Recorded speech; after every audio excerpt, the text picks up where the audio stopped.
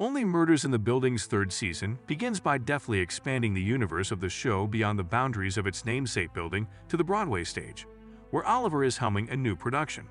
As a result, Charles provides a voiceover in which he provides background information about Streep's character, actress Loretta Durkin. We observe her early passion of theater, which led to a life as a struggling actress who endured countless rejections in the hopes of one day being noticed and hearing the enchanted words, "Where have you been?"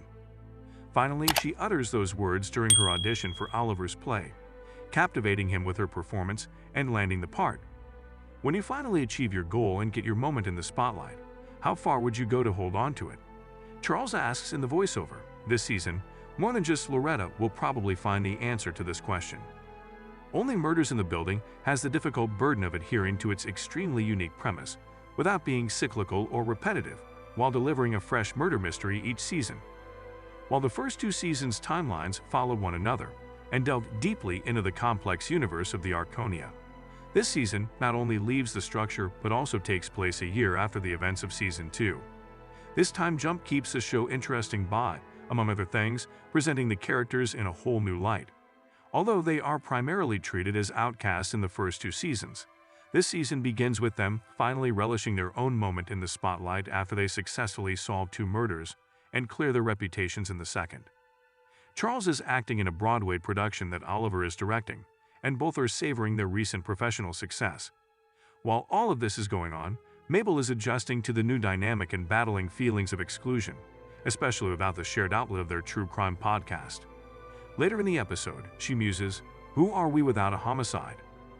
This query is answered immediately, though, as the collapse we saw hinted at the end of the previous season occurs just as Oliver is enjoying the long-awaited revival of his once flailing career.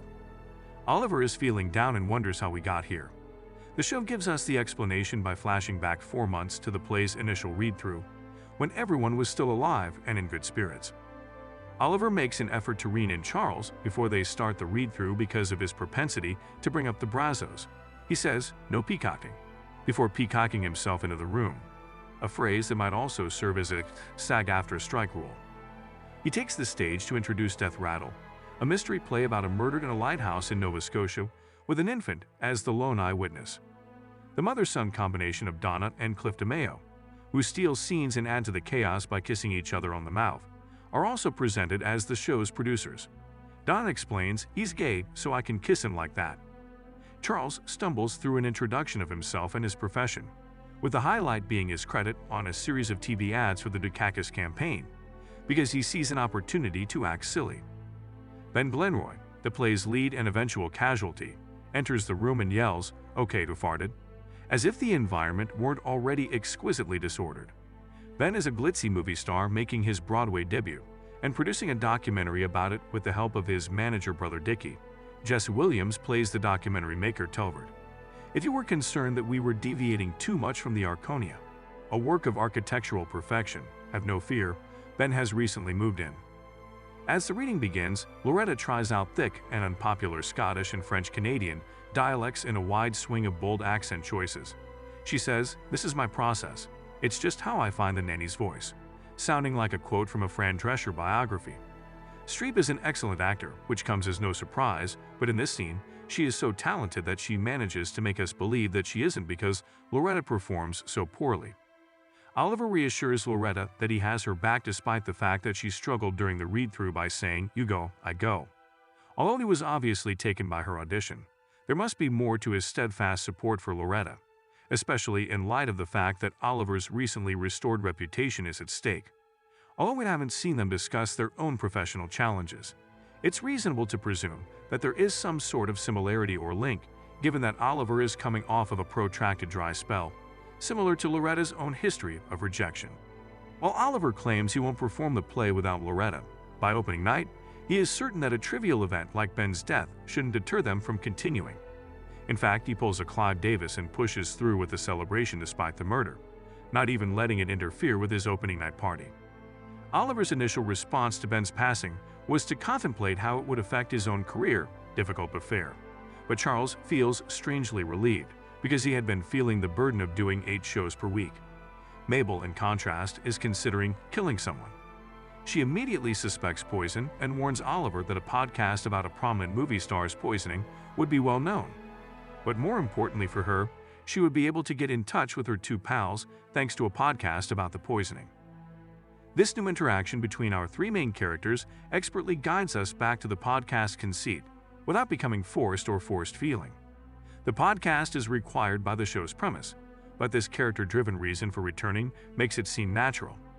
Additionally, the idea doesn't seem as exploitative, as it is because the podcast is presented as a positive pastime for group bonding.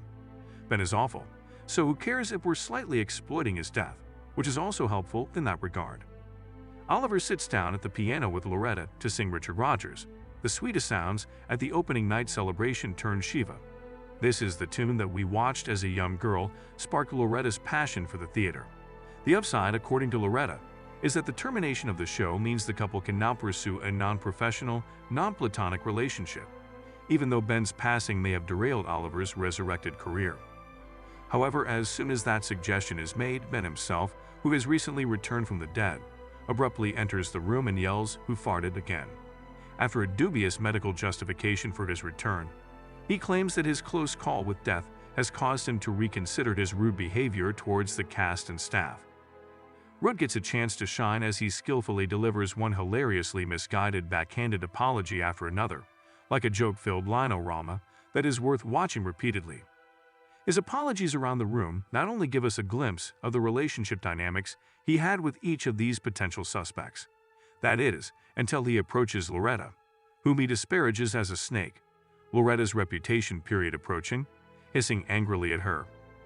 When Ben receives a phone call that he must answer in private, because it is suspicious, his triumphant return is cut short. He then goes up to his flat. The show is back now that Ben is back, but after yearning for this fantasy her entire life, Loretta doesn't seem to be content at all. She uses the remark, "Ben may be back," but it doesn't change the fact that he's an idiot, to put herself in the position of a primary suspect. After the celebration that morphed into a Shiva and then a resurrection, Mabel returned to her wonderfully restored but lonesome flat. After taking a moment to herself, she texts Oliver and Charles to invite them to the diner. They meet at her flat, where she explains that her aunt has sold the property and that she will be leaving in 4 weeks, giving some background on her concern about being abandoned or forgotten by her two friends. The newly repaired lift, which had been out of commission earlier that evening, now appears. As the group tentatively descends in it, Charles comments to Mabel that they couldn't have officially continued the podcast because Ben didn't pass away in the Arconia. Then, from above, a drop of blood lands on Charles' cap. Ben's bleeding corpse crashes through the ceiling as the doors open and they flee, capping a successful day for the building's lift technician. "You gotta be kidding me," Jackie Hoffman's irascible Yuma exclaims as she watches these three become involved in yet another murder in the building.